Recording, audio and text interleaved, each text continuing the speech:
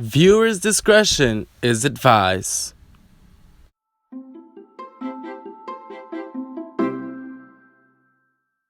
I'm Jeremy Harlan. And I'm Lamar Lama. And welcome to the For 20 Show special edition of Missing Chapters of Black American History. So let's get started. This momentous decree came as a great beacon light of hope to millions of Negro slaves who had been seared in the flames of withering injustice. It came as a joyous daybreak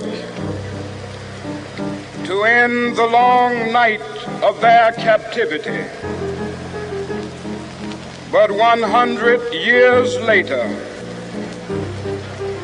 the Negro still is not free. 100 years later, the life of the Negro is still sadly crippled by the manacles of segregation and the chains of discrimination. 100 years later, the Negro lives on a lonely island of poverty. I have a dream that one day this nation will rise up and live out the true meaning of its creed. We hold these truths to be self-evident, that all men are created equal.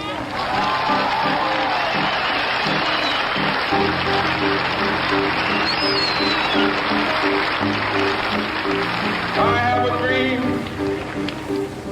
that one day on the red hills of Georgia,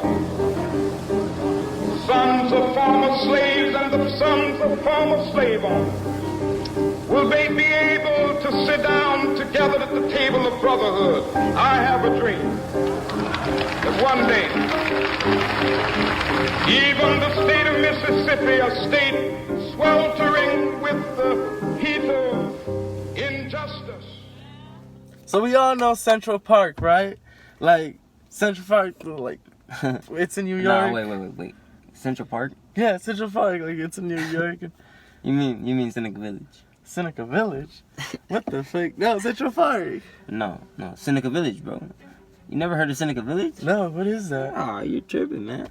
Well, let me tell you something about Seneca Village, bro. Right. Well, Seneca Village was an African-American estate or village that was started in the middle of what you call Central Park today. Oh, shit. And what happened to the houses? Are they still there, like monuments or something? No, they tore them all down. Damn. They actually, without their permission, tore down the houses, gave them a contract that said they had to sign it and they would get money, which later we will get into. You will see descendants of today get into that same problem. Oh shit. Okay.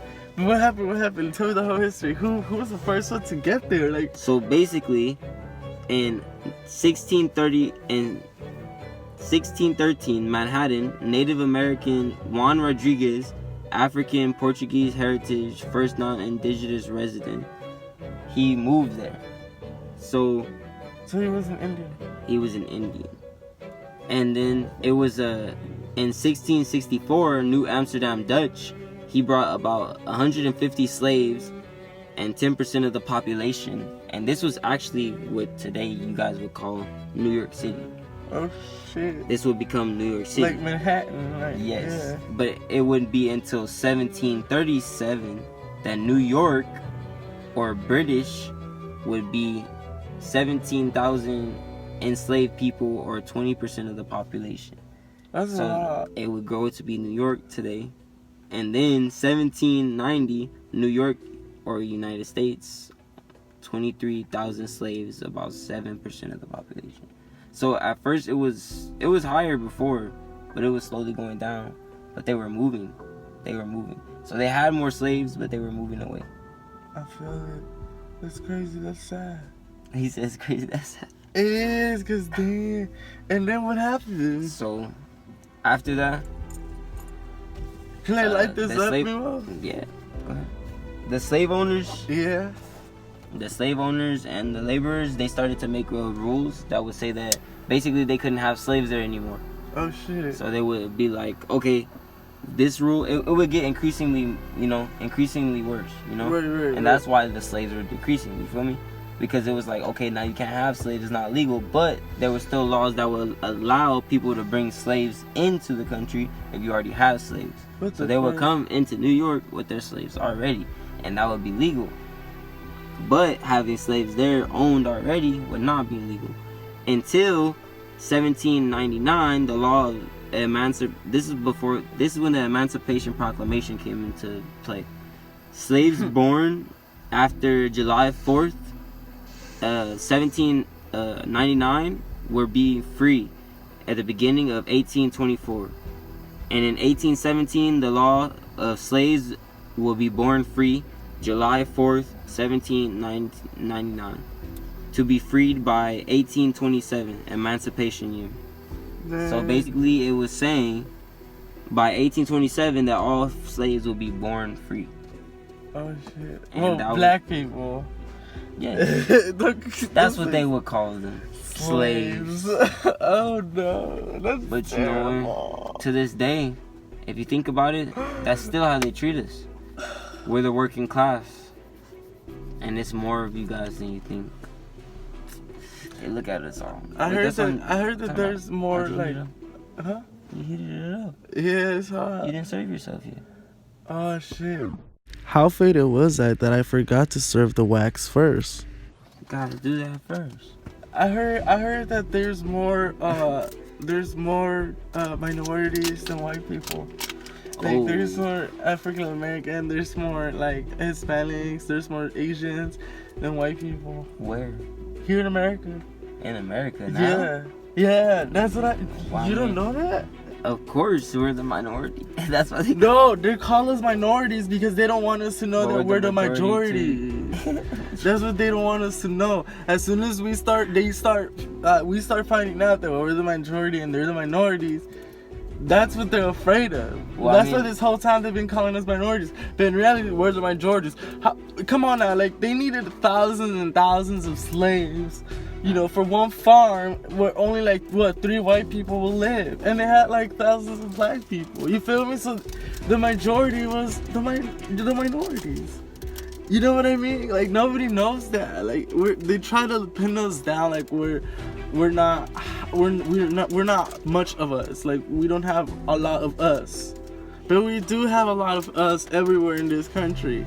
That's just that white people don't want us to know that we have a lot of us, and then they try to profit out of our culture. You feel me? Like Kim Kardashian has this big ass motherfucking lips, this big booty for no reason, you know, trying to be black. First of all, know the true history. Know what it means to be black. Know what they have to go through before trying to be black. Other than that, leave the culture alone. Wait, time out. Are you talking about what time? I'm fading. Damn, you got into a whole nother time. That's a whole nother section. Time out. Look. Damn, he got all too real on y'all. But it's true though. It is true. Congratulations. And going back to New York at Seneca Village, to back then, for you to even have rights to vote, you would have to own property of $200, right? $250. $250, bitch. That's almost $300. What the fuck? And that will give you the right to vote, also. Like, what the? As an American citizen, you should have the right to vote. Well, but wait, there's more. You also have to be a male. Oh, see? And you also have to be in New York for at least 3 years and live there, be a resident. See, so if you weren't, then you couldn't even get the right to vote if you were black, at least. That's crazy. That's fucking bitch. Spike their ass. What? Should that not make you upset?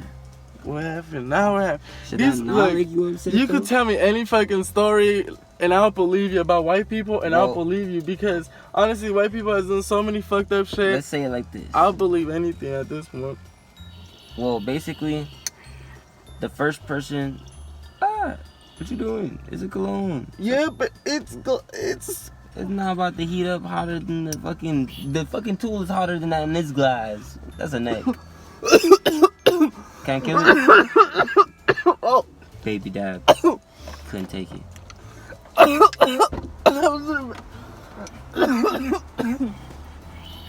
He wasn't ready. But anyway, like I was saying. So, keep going. the first person to move into Seneca Village was an African American. His house, a house owned by Obadiah McCollin, of 63 years old, an African American from Westchester Country, and he was a voter, which means he had to at least pay $250 worth of land. So think about that. And you want to know what his occupation was? What? He was a cook. Oh, shit. So he must have been a pretty good cook, and he must have been getting pretty good money to be able to buy. Exactly. So that means that he was not poor, which means he must have had some type of management or, you know, some type of good working skill to be able to get that money, right? So then there would be Sir Albro Lloyd Lyons and Mary Joseph Lyons. Mm-hmm. So they're like married or something. Yes. And that would be a couple that moves there too. People are coming from all over and coming to Seneca Village because they're like, oh, this is a good place where we can land and we can be safe, and there's already African Americans here. And by the way, that guy was 32, so he was still young, starting a family, ready to go there and be ready to start something new. So in 1836, the town would be called New York City. That would be developed, and down towards the edge of the city, further east, they would move, and that's where Seneca Village would be created. Like up in the hills. And in the hills. That's and crazy. They would start their own village. And in that plotting, that's where they would be those first plots bought by those people. Right. And then there was also proof that there's been churches, at least 3 churches. Mm-hmm. So that would mean that there was a congregation, multiple people. And they're coming together as a community. Exactly. But trip out on this. It was around the same time as the Irish famine. So that means people from Ireland, white people were interracially having kids with black people and everything, and they were going to churches together and living in harmony. Seneca Village. It was perfectly with perfect harmony. Like peaceful. Peaceful. No racism. And it must have been. No racism. It seemed to be. So coming in. But these Irish people had orange hair. How like they were ginger? I mean, I wouldn't really know what they're. So I guess that's why they were getting bullied, so they had to go up there. Cause ginger people get bullied. No, it was because of the potato famine. No, I know, but the war, and they starved the Irish people. No, I know that part. Yeah, what you mean? They didn't. Oh no, they probably just needed a place to stay, and they seen that there was new plot there. They probably had enough money to buy new land. Oh, okay. Continue. Oh no. That's why I would go. Oh, okay. The village raised almost 225 residents anyways. And they were forced to leave. Dude, that's a lot of people. That's almost like a whole little city. Like, that's HP itself, like half of HP almost. That's like a quarter of HP. That's a chunk of quarter, people. They were all forced to leave. It's like, if all Pacific, that's one protest. Gage, that's one full protest. And Alameda, up to Florence, all of that little box right there, that would have been gone. Imagine all of y'all that went to the protest got kicked out of your house. Just for a fucking park. Got kicked out of your house. That's how it was. That's how many people was. About that. I don't know about, but just think about it. That's a lot. That's a lot of people. That's a lot of people.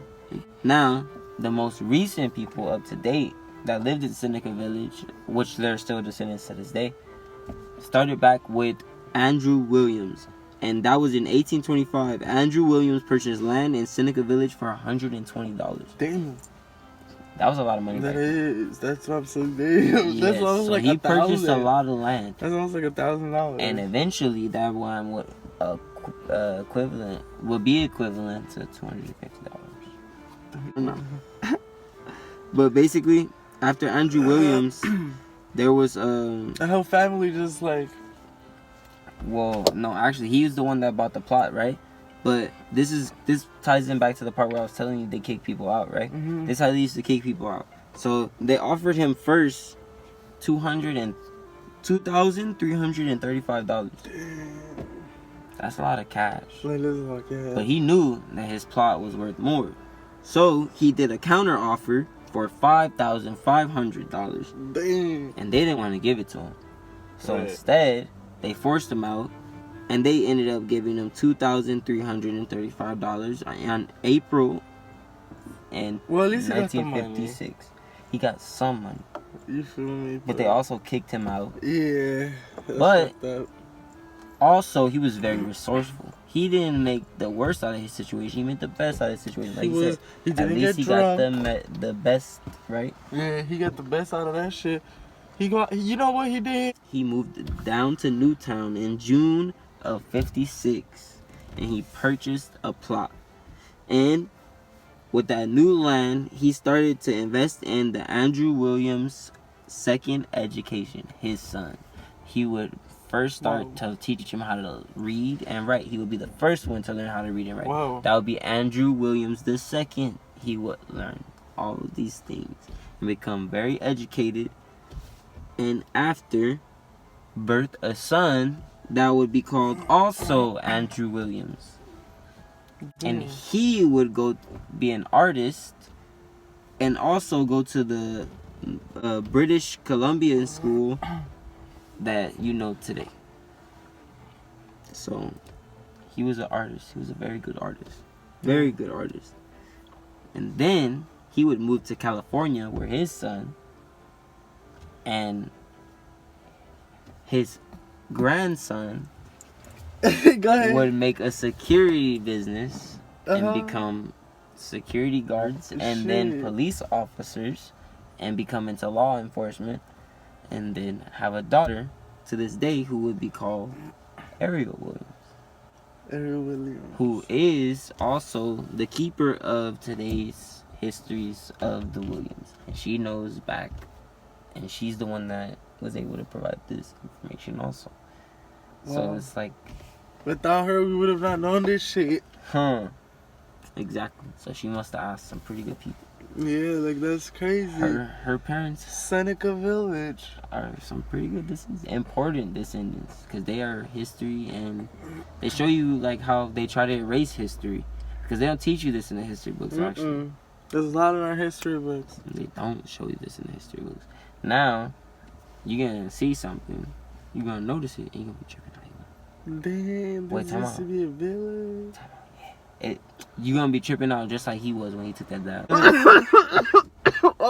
Baby dab. Yeah, it's a lot of information. It's a lot of information. Take it all in. Oh, dude. Yeah, Damn. they For are not a liberty just and justice for all. Ooh, you heard that? That was real. That was real. For liberty and justice for all.